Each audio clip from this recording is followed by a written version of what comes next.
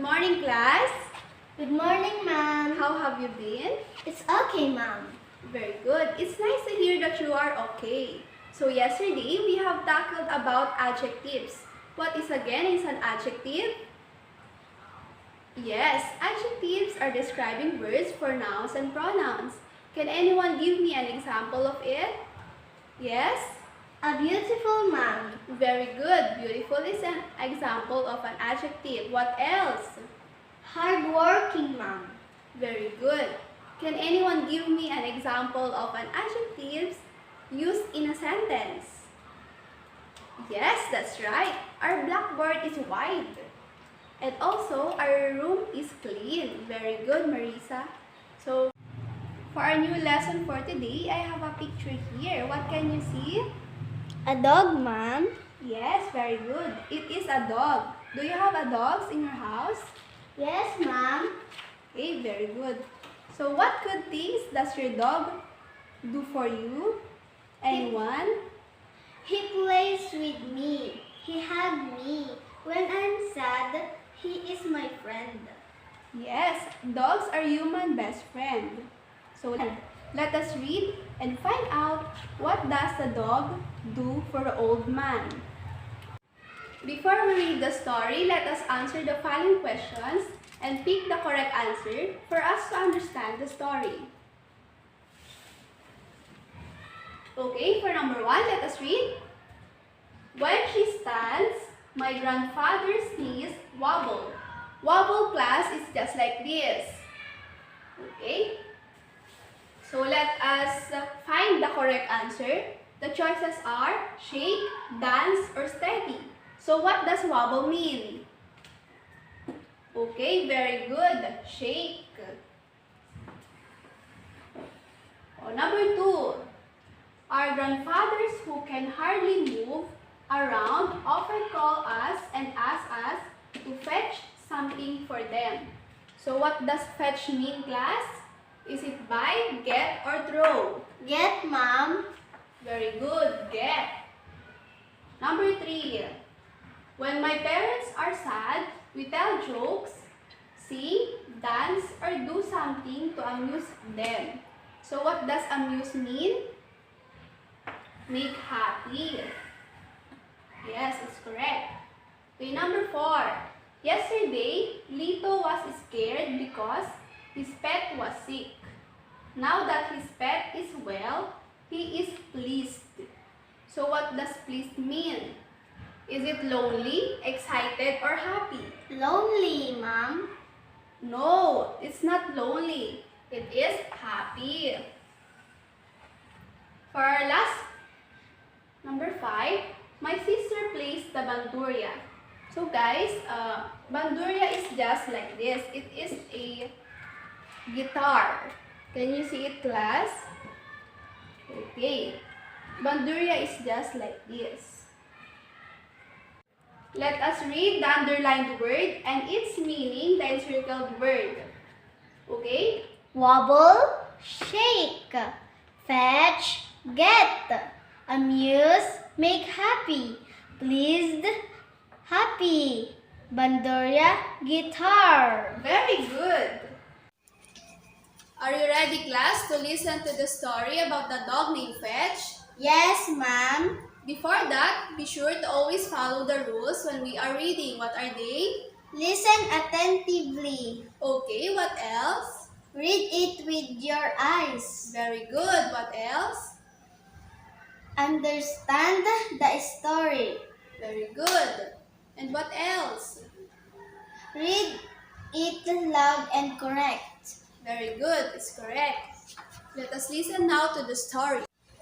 Turn on your book on page 220 and let us read Fetch by Becky Bravo. There was an old man who lived at the top of a very high mountain. He had no one with him but his dog named Fetch. Since he was very old and his knees often wobbled, he could not go down the mountain and climb up again. The village people at the foot of the mountain were also too busy to be able to see the old man at the mountain top. Every time he'd feel lonely, the old man would call Fetch and let him get something down the mountain that can amuse him. First, Fetch got him a bandurria. "Master," said the dog, "here is a gift from the man whose house is full of music." When the old man became lonely again, Fetch got him something from the village. Next, Fetch went down the mountain, and when he came back, he brought a sungka. "Master, here is a gift from the man whose house is full of playthings," Fetch said. The next thing he brought from the village for the old man were a pet monkey, a parrot, and a music box, which he said were also gifts from different people. One day, however, the old man needed something else that would amuse him. Fetch hurriedly went down the mountain from the east side to west side and around and back again just to find one last thing that would amuse his master.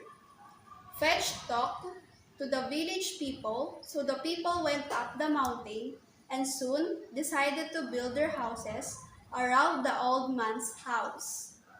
The old man was very happy. He thanked his dog, saying, "You have served me well. You have fetched me the village. I am pleased." Now that I have read the story, it's your turn now. Did you understand the story? Yes, Mom. Now it is time to answer the following questions. Write it on your notebook and we will check it later. Okay, number 1, let us read. Who are the characters in the story? Where did the old man live? Who was with him? What gifts did Fetch bring the old man? Which do you think made the old man very happy? Why? Do stories like this happen in real life? Are there parts of the story that are impossible to happen? What are they? Are you all done, children? Yes, Ma'am. Okay, we will check your answers. Exchange papers with your seatmate. And who are the characters in the story? The characters in the story is the old man, Fetch, and the villagers. Number 2, where did the old man live? The old man lives at the mountain. Number 3, who was with him? Fetch. What gifts did Fetch bring the old man? Fetch bring bandurria, sungka, and the playful things in the mountain. Number 5, which do you think made the old man very happy? And why? Okay. The old man was very happy when Fetch got him a bandurria, sungka, and when the villagers build their houses around the mountain. Do stories like this happen in real life? Yes. Are there parts of the story that are impossible to happen? Yes, there is. What are they? Example is, Fetch talked to the villagers. From the story that we have read, is it possible that a dog will talk like a human, just like Fetch do? No, Ma'am. Yes, very good. Dogs do not talk just like a human, they are just barking. The story that we have read is an example of a fantasy. What is fantasy? Fantasy is a product of our imagination, and it is an event that is possible. There are also parts of the story that are possible to happen. Just for example, when Fetch followed the order of his master. Dogs can be trained and they can follow the order of their master. It is a reality. What is reality? Reality are the events that can actually happen in real life. Okay, let us all read. An event that actually happened in life is reality. An event that is impossible to happen is fantasy. It is not real. It is just a product of our imagination. Do you see the difference between reality and fantasy? Okay. If there is no questions, let us move on to our next activity.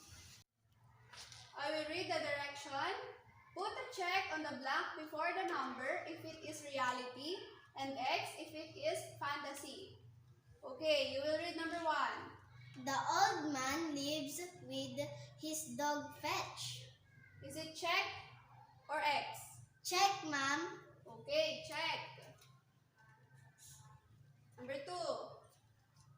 Fetch got a bunduria from a man in the village. Is it check or X? X, ma'am. Okay, if it is fantasy.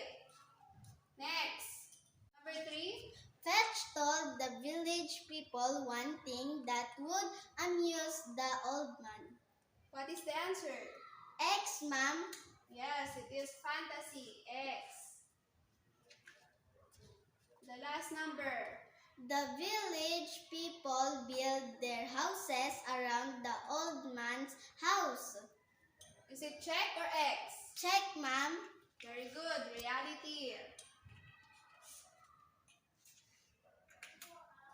Now that we know the difference between reality and fantasy, can anyone give me an example of fantasy? Yes? Fairy lives in a mansion, ma'am. Yes. Fairy doesn't exist.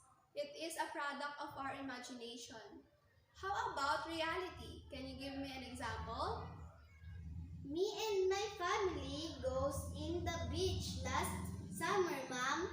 Very good. It is a reality that actually happens in real life. Again, what is reality, class? Yes? An event that actually happened in life is reality. Very good. And what is fantasy again? An event that is impossible to happen is fantasy. It is not real, it is just a product of the imagination. Very ma'am. good. For our next activity, you will answer it on your paper and you can pass it immediately. I will read the direction. Write R if the sentence tells what can happen in real life. F if it tells it can't be happen in real life. Okay, number 1.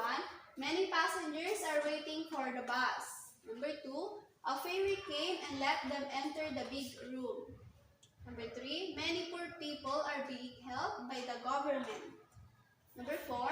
Many students study hard in order to get good grades. Number 5.